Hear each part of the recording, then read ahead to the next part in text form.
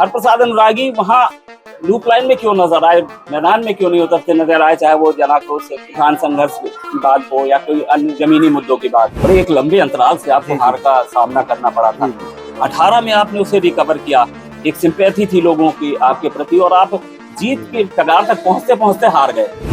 उनने एक नया सपना दिखाया, हम इस तरह का व्यवस्था करेंगे, रोजों की व्यवस्था करेंगे। ना जाने कितनी व्यवस्थाएं संभालने के लिए यहाँ ये बातें कहीं रोजों की, गायों की, कहीं किसी चीज की। जो चुनाव था वो पूरा गौवंश और नीलगायों पे लड़ा गया था। 18 में जब कांग्रेस सरकार आती है तो गौशालाएं बनाई गई पूरे प्रदेश में, इवेंट चंद्रा विधानसभा क्षेत्र। वो गौशालाएं संचालित नहीं है आज भी। हरप्रसाद अनुरागी जमीनी संघर्ष करते क्यों नहीं नजर आए कि वो गौशाला चूंकि सरकार आपकी थी, उन्होंने चालू किया था, उसको क्रियान्वयन क्यों नहीं कर पाए, जमीनी लड़ाई क्यों नहीं लड़ पाए? आपको नहीं लगता आपको थोड़ा सा उग्र होना चाहिए था? जब ये आप समस्याएं बता रहे हैं, इतने मुद्दे थे, इनको आप जमीनी तौर पे एक सशक्त नेता की तरह, सशक्त एक विपक्ष की तरह से सामने ला सकते थे। लोग चिल्लाते रहते हैं बेचारे, कोई सुनने वाला नहीं है। ये कांग्रेस की व्यवस्था नहीं, कांग्रेस में बिल्कुल मुस्तैदी से काम करना। विपक्ष की तो भूमिका है, आवाज तो उठानी चाहिए, बुलंद तो करनी चाहिए आवाज, नहीं करनी ताकि लोगों को लगे कि हाँ हमारे साथ हमारे नेता खड़े हुए हैं।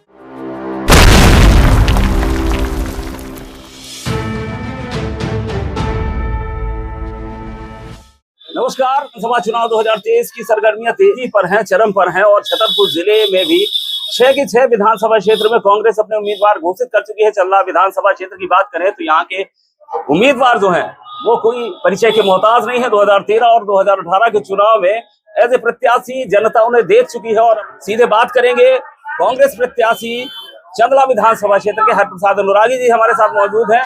अनुरागी जी, स्वागत है आपका हमारे कार्यक्रम में। बहुत बहुत धन्यवाद। आप बताएं सर, जैसे 2013 और 2018 2023 में क्या अलग मानते हैं आप?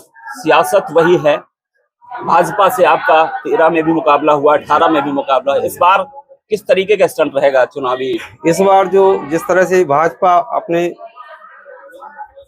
सिस्टम से चुनाव लड़ती रही संगठन के, इस बार हमारे कमलनाथ जी ने एक ऐसा मजबूत सिस्टम तैयार किया है कि पोलिंग से लेकर के हम ब्लॉक और जिले तक हमारी इतनी कमेटियां गठित हो चुकी हैं कि अब हम इस बार का चुनाव जो लड़ेंगे बड़ी मुस्तैदी और मजबूती के साथ लड़ेंगे।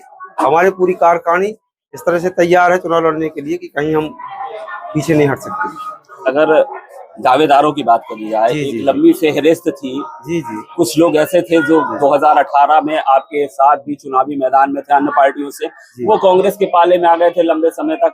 कुछ लोगों ने जमीनी जमकर संघर्ष भी किया, मेहनत की, पार्टी के लिए काम भी किया।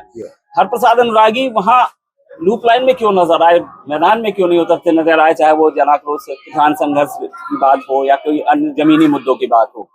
जो भी हमारे साथी लोग लगे रहे, हम उन सभी के कार्यक्रम में लगभग जाते रहे और सभी से अपना मिलना जुलना रहा। हम विशेषकर हमारा जो लगाव रहा हर गांव और हर गली से, जनता से रहा। हम एक वर्ग से लेकर हर वर्ग में अपना जाते आते रहे और उनसे पूरी कांग्रेस की नीतियां बताते रहे और ये हम उनको बताते रहे कि हम कहीं किसी से अलग नहीं है। जो हमारे भाई लगे हैं वो हमारे सब सहयोग में है, सब अपनी पार्टी के सहयोग के लिए लगे हैं, कोई दूसरे गैर नहीं है। इसी तरह हम काम करते रहेंगे, आगे भी हम इसी तरह काम करना चाहते हैं। 2013 में जो स्थितियां थी वो आपके बहुत ज्यादा विपरीत थी। बड़े एक लंबे अंतराल से आपको हार का सामना करना पड़ा था। 18 में आपने उसे रिकवर किया, एक सिंपैथी थी लोगों की आपके प्रति और आप जीत के कगार तक पहुंचते पहुंचते हार गए। क्या देश में क्या ऐसा स्टेब्लिश किया है आपने? जब जनता में कोई नया झूठ आता है तो नया झूठ में लोग विश्वास में फंस जाते हैं और वो झूठ जब सच साबित नहीं होता है तो लोग फिर पीछे हट जाते हैं। यही हुआ 2013 में। उनने एक नया सपना दिखाया, हम इस तरह का व्यवस्था करेंगे, रोजों की व्यवस्था करेंगे। ना जाने कितनी व्यवस्थाएं संभालने के लिए यहाँ ये बातें कहीं रोजों की, गायों की, कहीं किसी चीज की। और जब वो अपने उसमें खड़े नहीं उतरे तो लोग समझ गए कि ये तो झूठी बातें हैं। जब 2018 में हमारी कांग्रेस की सरकार बनी, कमलनाथ जी ने जो वचन पत्र में लिखा उसको पूरा किया। 2013 का जो चुनाव था वो पूरा गौवंश और नीलगायों पे लड़ा गया था। 18 में जब कांग्रेस सरकार आती है तो गौशालाएं बनाई गई पूरे प्रदेश में, इवेंट चंद्रा विधानसभा क्षेत्र। वो गौशालाएं संचालित नहीं है आज भी। हरप्रसाद अनुरागी जमीनी संघर्ष करते क्यों नहीं नजर आए कि वो गौशाला चूंकि सरकार आपकी थी, उन्होंने चालू किया था, उसको क्रियान्वयन क्यों नहीं कर पाए, जमीनी लड़ाई क्यों नहीं लड़ पाए? क्या है, हमारा जो संगठन है, हम संगठन में काम करते रहे और जमीनी लड़ाई अब हम क्या करें, हमारी सरकार नहीं रही तो हम तो लड़ाई लड़ने के लिए पूरा तैयार थे। हमने सबसे पहला प्रस्ताव दिया था सिंचाई के लिए, हमने भी प्रस्ताव यही दिया था, गौशालाओं वाला जो हमने सुझाव दिया था, हम सब लोगों ने मिलकर के दिया था। लेकिन अब हमारी कुछ ऐसा दुर्भाग्य रहा लोगों का, हमने तो सरकार बना के तो भेजी लोगों ने, लेकिन हमारी सरकार गिर गई, इस वजह से हम नहीं पूर्ण कर पाए। बाकी कोई ऐसी बात नहीं थी, हम जनता के बीच रहे। जनता हमारी एक पहचान है जनता में, ऐसा भी नहीं है। हम लोगों के साथ कभी लोभ और लालच की राजनीति नहीं करना चाहते हैं, ना करेंगे आगे। हमारा ये मानना है, कुछ लोग दिखावे की राजनीति करते हैं। मैं जिला पंचायत अध्यक्ष बनने के बाद जो सरपंच मेरे यहाँ आया, मैंने उनको बिना किसी लोभ लालच की राशियां दी। कम से कम मैंने 1 करोड़ 2 करोड़ के जिले में काम करवाए हैं। जो बताऊं, मैं निधौली से लेकर के गाबरा में पूछे, सरपंच लोगों से पूछे कि क्या किया है, कराया। हम कार्य एजेंसी नहीं है, जिला पंचायत में होती है, जो हमारा काम था हमने किया है, दायित्व पूरा किया है, ऐसा भी नहीं है। लेकिन हमारा कहने का ये नहीं है कि हम लोगों से कहें, जो व्यवस्थाएं उनके लिए जरूर हम लड़ते हैं। अच्छा सर, आप चूंकि चंदा के हैं, यहाँ रेत का उत्खनन जी ये एक अहम मुद्दा रहा है। प्रदेश में पूरे चर्चित रहा है चंदा विधानसभा क्षेत्र। कांग्रेस सरकार आई थी तो कांग्रेस के भी बहुत से लोग वहां रेत की नदी में उतरे हुए नजर आए, बहुत से ऑडियो वायरल हुए, बहुत सी बातें हैं। भाजपा भी नहीं हुआ, वो तो ठीक। आप किस तरीके से क्या देखते हैं इस पूरे, कितना लाभ मिल पाया क्षेत्रीय लोगों को? क्योंकि बाहर वाले तो ले गए पैसे, उत्खनन कर ले गए। आप क्या समझते हैं, जितना रेवेन्यू निकलना चाहिए उससे क्षेत्र का कितना भला हुआ, कितना नुकसान हुआ? क्या है, हमारे कमलनाथ जी एक प्रक्रिया बनाना चाहते थे बालू के ऊपर भी, कि जो भी उत्खनन का जो पैसा हो, जो खर्च का हो, उसी क्षेत्र में खर्च किया जाए। लेकिन दुर्भाग्यवश जैसे ही उनका ये लागू करने का समय आया, उसी सरकार भी गिर गई। उनका नियम था कि मतलब इतने % पैसा उत्खनन का उसी क्षेत्र में लगना चाहिए जिस क्षेत्र से उत्खनन हो रहा है। हमने पिछला भी देखा कि जो मतलब ऐसे कामों में खर्च नहीं निधि हुई है जिनमें कुछ स्थायी टिकाऊ हो। पिछला वो ट्यूबलाइट सौर ऊर्जा चली, आज भी खंभे पता नहीं कहाँ चले गए। इस बार ये यात्री प्रतीक्षालय कुर्सियां चली सीमेंट की, ये सब ना होकर के जो मूलभूत चीजें हैं, जैसे शादी विवाह घर है, ये बहुत जरूरी है आज के समय में, ये करवाना चाहिए। किस जगह रास्ते नहीं है, किस जगह पेयजल की समस्या है, ये मेन चीजें हैं, मूलभूत सुविधाएं हैं लोगों की, ये बहुत आवश्यक है। अच्छा, आपकी जो छवि एकदम सीधे सज्जन सरल एक नेता के रूप में होती रही है कांग्रेस में, आपको नहीं लगता आपको थोड़ा सा उग्र होना चाहिए था? जब ये आप समस्याएं बता रहे हैं, इतने मुद्दे थे, इनको आप जमीनी तौर पे एक सशक्त नेता की तरह, सशक्त एक विपक्ष की तरह सामने ला सकते थे, प्रशासन के, शासन के। हम बताएं, अब आप यहाँ से देखें या ऊपर से देखें, कहो तो केंद्र का कि हम उदाहरण दे दें, जैसे ब्रजभूषण जैसे लोगों का, ये सरकार भाजपा की सरकार में जो प्रशासनिक व्यवस्था है, इतनी लचर व्यवस्था है कि उनका कहीं अंकुश ही नहीं है। किससे सुनाएंगे? हमारे यहाँ खाद्यान्न नहीं बढ़ता, कई जगह कितनी जगह पर लोग चिल्लाते रहते हैं बेचारे, कोई सुनने वाला नहीं है। ये कांग्रेस की व्यवस्था नहीं, कांग्रेस में बिल्कुल मुस्तैदी से काम करना, जो भी विपक्ष की तो भूमिका है, आवाज तो उठानी चाहिए, बुलंद तो करनी चाहिए आवाज, नहीं करना ताकि लोगों को लगे कि हाँ, हमारे साथ हमारे नेता खड़े हुए हैं। बिल्कुल बात सही कह रहे हैं आप लोग। हम लोग करते हैं, यहाँ नहीं करते तो छतरपुर में करते हैं, लेकिन अब व्यवस्थाएं ऐसी हैं कि यहाँ तो गलत करने वाला भी विधायक फोन कर रहा है कि ऐसा काम होना चाहिए।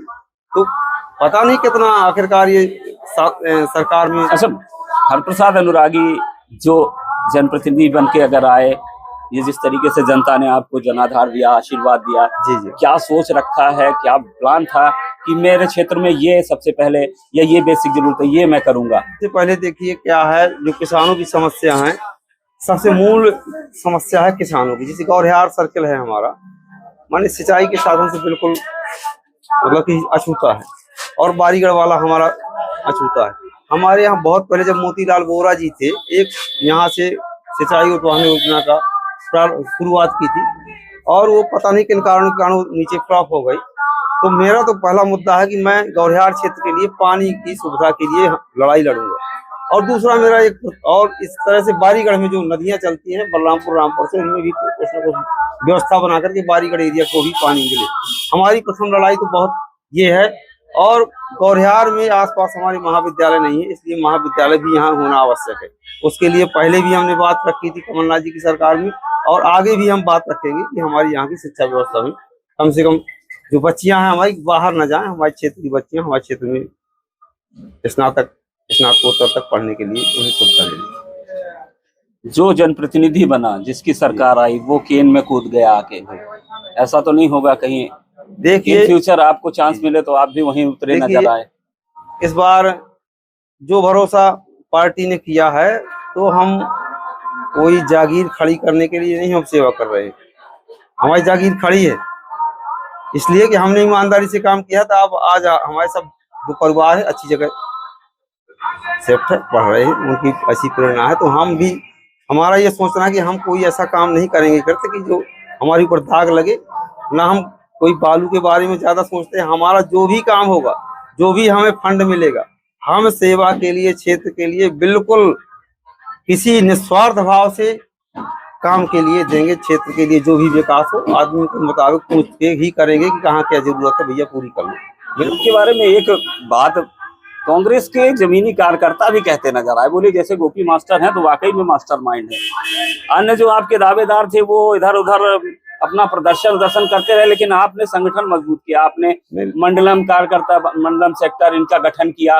वो कहीं ना कहीं आपको जो सर्वे था उसमें आगे ले गया। वो कहीं ना कहीं आपको सशक्त बनाया कि जब रायशुमारी हुई तो वो सब बोले नहीं भाई गोपी अनुरागी।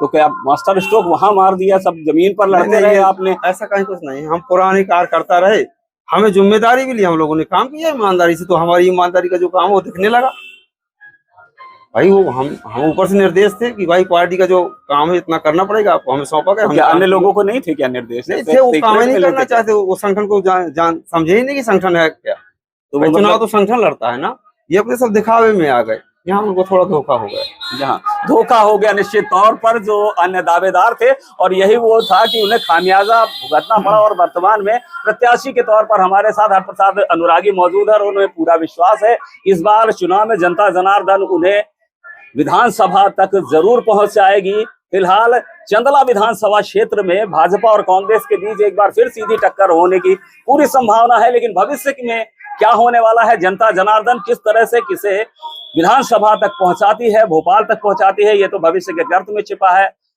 लेकिन अभी हालात बदलेंगे। पार्टी भाजपा जब प्रत्याशी घोषित करेगी उसके बाद किस तरीके की तस्वीरें सामने आती हैं, फिर मिलेंगे हम। तब तक के लिए दीजिए मुझे इजाजत। नमस्कार।